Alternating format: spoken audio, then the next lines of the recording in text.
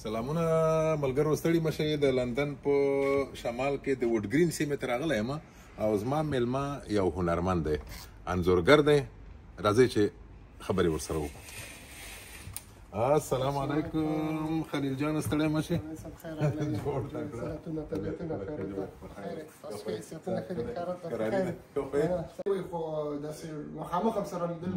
ژوندی اوسئ. نو زه به د خپلو مینهوالو ته به د انګریزانو یوه اصطلاح ده انسپایریشن یا انسپایرینګ سټوري، معنی چې یو الهام خلکو ته ورکړو. نو وبګورو چې څه کمالونه لري، کیسې به وکړو. راځه. نو خلیل الله دوستوخیل پوره نوم دی که نه؟ څومره وخت وشو چې دلته یې؟ دلته خو طبعا صاحب زه د ډېر پخوا هم دلته وم، د 2001 کال خبره، بیا ډېر وخت نه وم، بیا دا 4 کاله کېږي تقریبا چې دلته یم. بلې نو د مخکې دی چې دا ځینې هنري کارونه راوښول، بیا خصوصا د افغانستان فکر کوم ستا ټول کارونه د افغانستان په باره کې دي، هنري کارونه. بس د ما رښتیا خبرې چې د ماشومتوب نه چې کوم د آرټس ته زه راغلی یم، دغه هغه مې هغه کړی، نو ما دا ټوله د افغانستان پورې تړلې ده. دا یما مینه د ملک سره، خپل کلتور سره، د موږ تاسو عنعناتو سره، د هغه کیسې ما وکتل، لکه خاص کر دلته په دې غرب کې د ملکونو حساب باندې چې هر یو هغه ځان ته یو کلتور یو هغه لري، خو ماشاءالله زموږ تاسو ډېر غني کلتور ده. خو همدا پوښتنه ما کوله، اوس مثلا په لندن کې داسې ځایونه دي چې په ټوله دنیا کې نوم لري، مثلا دا د بیګ بن ساعت دی، مثلا دا د پارلمان ودانۍ ده، د ملکه خو اوس نشته، خو د باچا ماڼۍ ده. ولې دغسې مشهور ځایونه نه جوړوې ته؟ اصل کې دا خو به تاسو چې وګورئ دنیا کې د بهر ملک کې دا ډېر زیات دي، ستاسو تاسو خبره، خو ما مینه د خپل ملک سره ده. ما ته اوس د لندن د دومره ماڼۍ دي، پکې چې هر طرف ته ګورې ماڼۍ، خو ما ته د افغانستان خاص کر د دارالمان ماڼۍ چې کومه ده، ما په زړه کې دا یو ځای لري. دارالمان د ماڼۍ کیسه لږ څه وکړه زما مینهوالو ته، څنګه داسې فکر درغی او دا ماڼۍ جوړه شوې وه نوې که د هغه نه وروسته که مخکې دې جوړه کړه؟ اصل کې دا ماڼۍ خو سوا دا خو د امان الله خان د وخت ماڼۍ ده چې هغه وخت کې دا جوړه شوې وه. بیا یو وخت د افغانستان پارلمان هم و، بیا بدبختانه چې دا په جنګونو کې دا له منځه لاړه، ډېره زیاته خرابه شوه، او بیا بیرته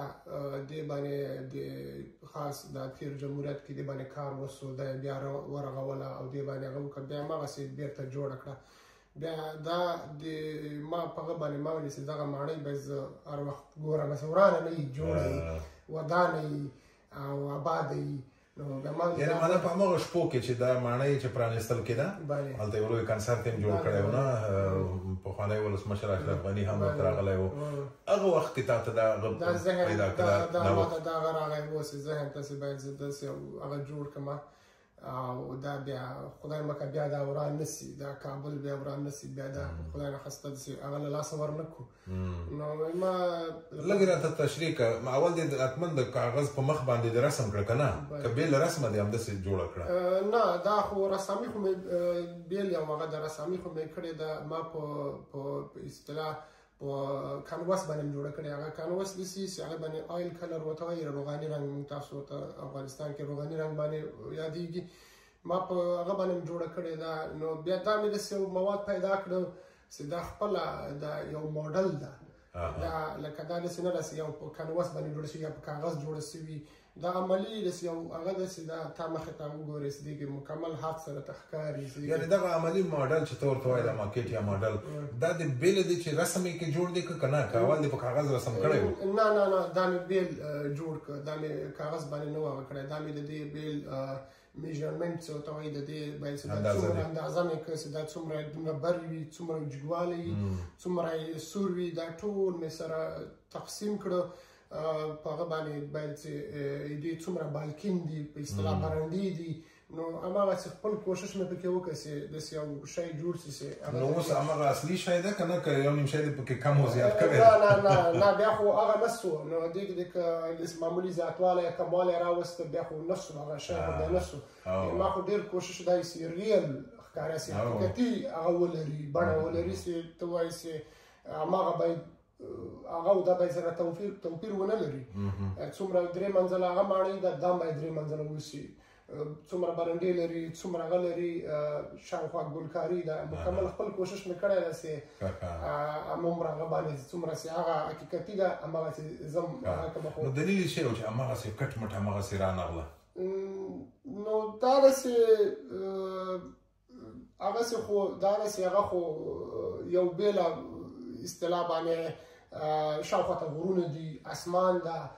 نو دلته خو ته دا نسې کولی که نه نو هغه شاته که دې شاته که دا غرونه او اسمان هغه کې نو بیا کیدای شي هغې ته بیخي هغه سي نو دغه بیا یو هغه ده دا خو د افغانستان یو سمبول دی بیا خصوصا ستا دپاره خو طبیعي ده چې یو الهام پکې دی دا نورې ودانۍ دي چې جوړې کړې کلاوې دي مثلا د خټو کورونه دي هلته چې وګورې مثلا نږدې نه حتی تنور پکې معلومیږي چې ور نږدې وګورې څا ده پکې د بام په سر باندې یو کټ دی چې بیا خلک کاغذ پران کوي ګلي پران یو سړی هلته ما ولیده دا څنګه فکر دی وکړه دې ته دا خو د سړی چې سوچ وکړي دا هم د افغانستان د کلتوره پورې د عنعناتو پورې دا تړلی هغه داسې مونږ دا کلتور ده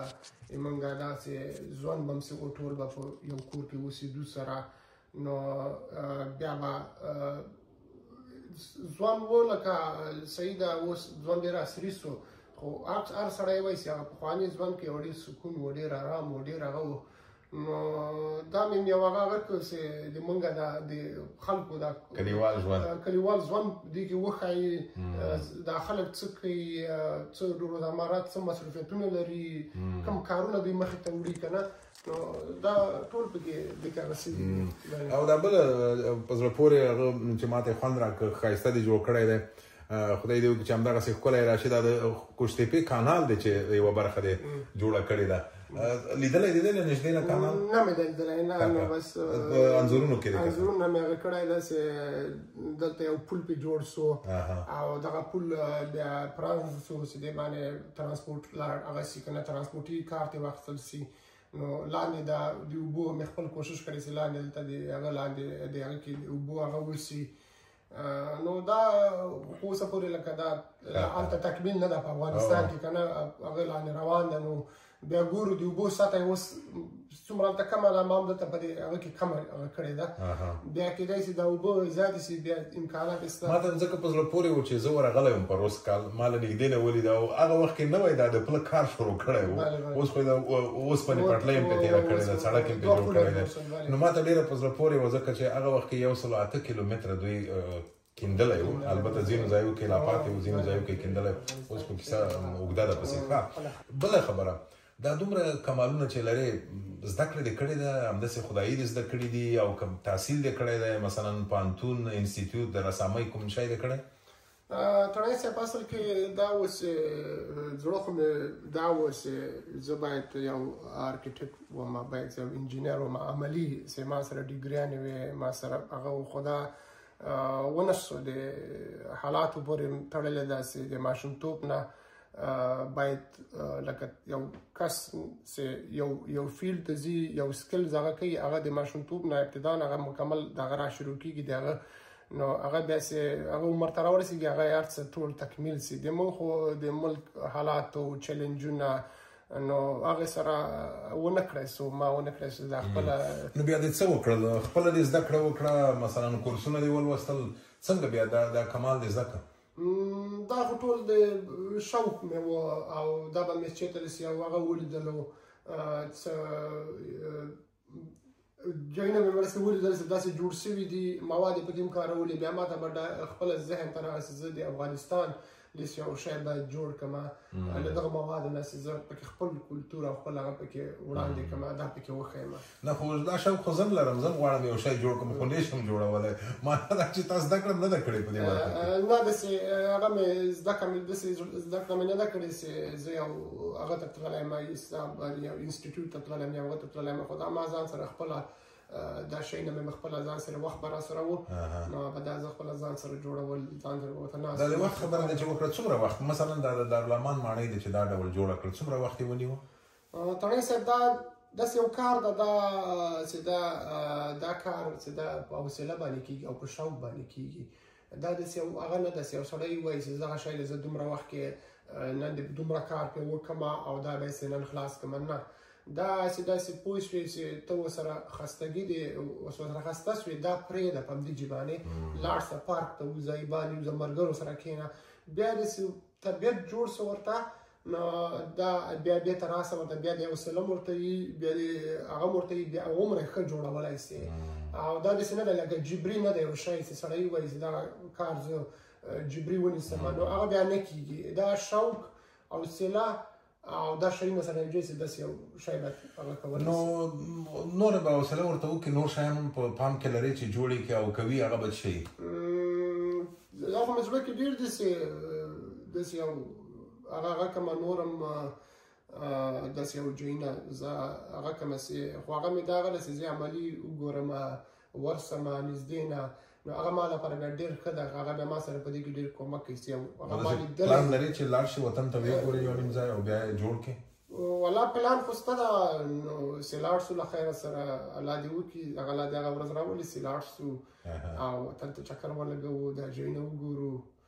نو ولې نه. او د وخت خبره ده چې وکړې په وخت پې لګېږي، پیسې هم پې لګېږي، دا مصرف غواړي که نه؟ مصرف غواړي، بلې د موادو خپل هغه دي، د بعضې شیونه دلته په لندن کې ما هغه کړي، بعضې مې له نورو ملکونو نه هلته مې هغه کړي دي. نو داسې دا خپله دا هغه موږ تاسو په هغه کې هغه ده وایي شوق چې دا قیمت نه لري که نه. خو یو بل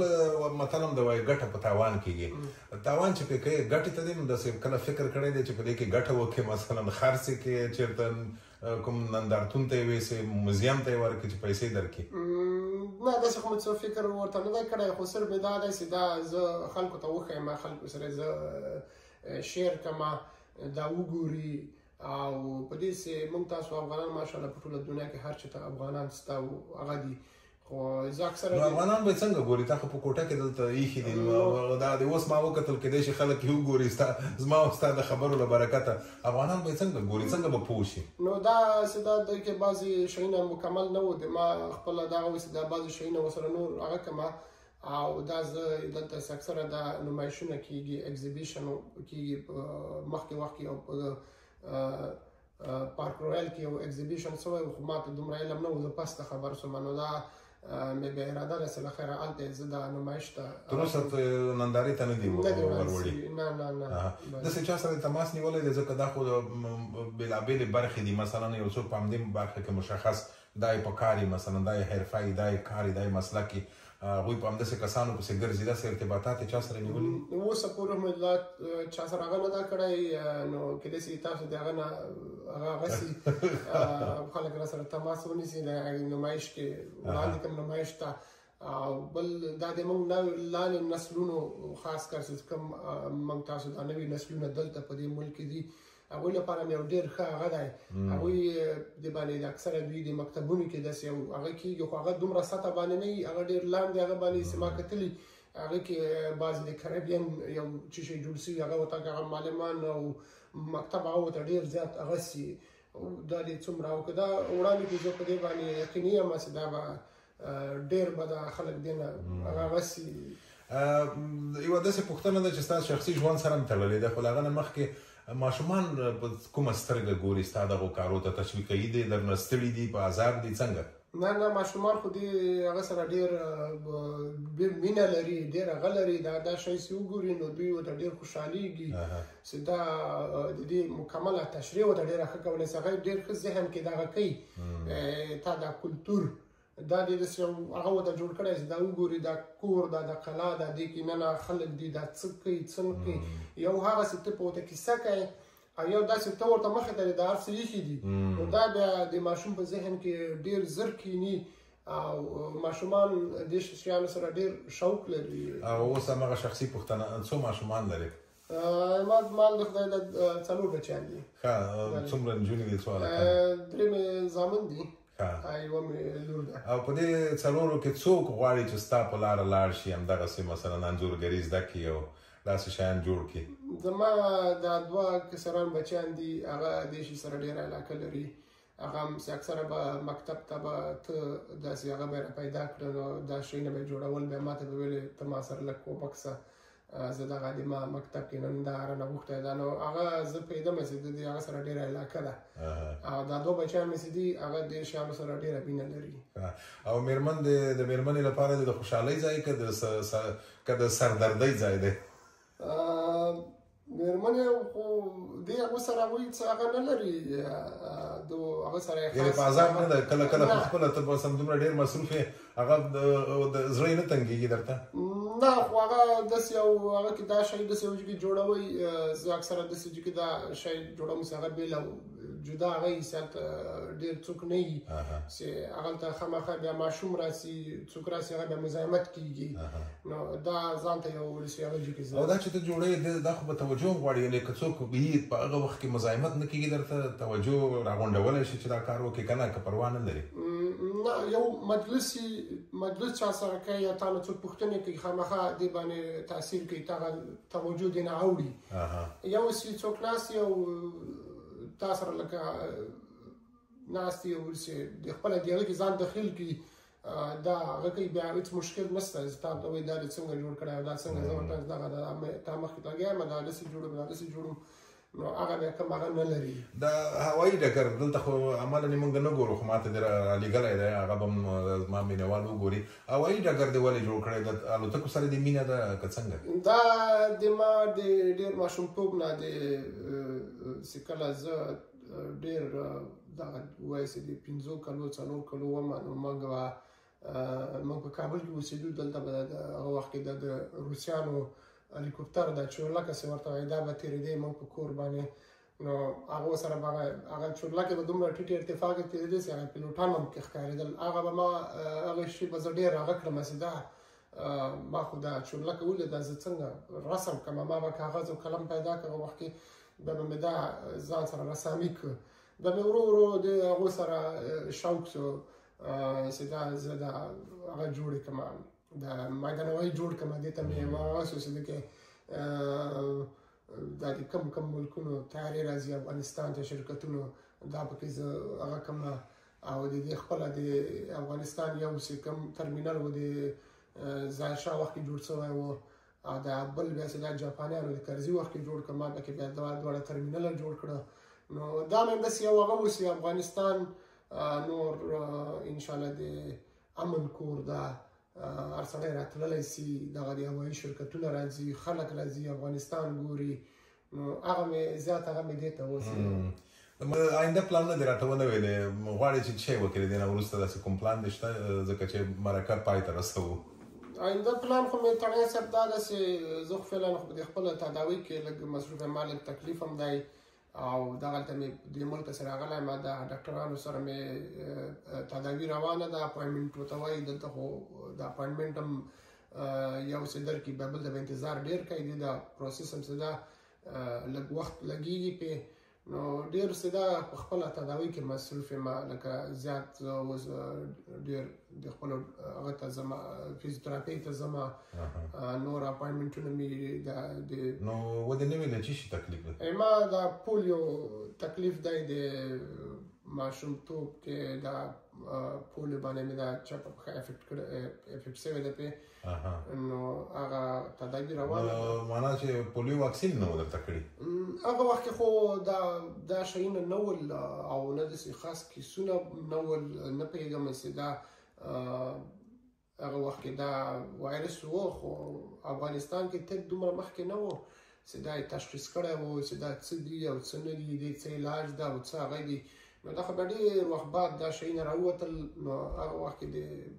د ما د هغه تېر و نو هغه وایرس ما هغه ته راغلی و. دا وروستی پیغام هم دا دی چې ګورئ پولیو دومره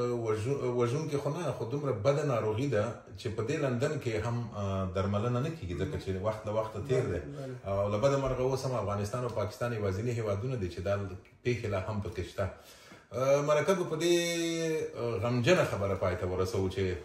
د پولیو سره احتیاط وکړئ ماشومانو ته واکسین ووهئ او تا ته کامیابي غواړم سره له دې چې دا وروستۍ خبره ده چې وکړه لږ د طبیعت مې خراب شو خو تکړه سړی او همدغومره دې نور هم کامیاب غواړم. مننه خلیل جانه کور ودان.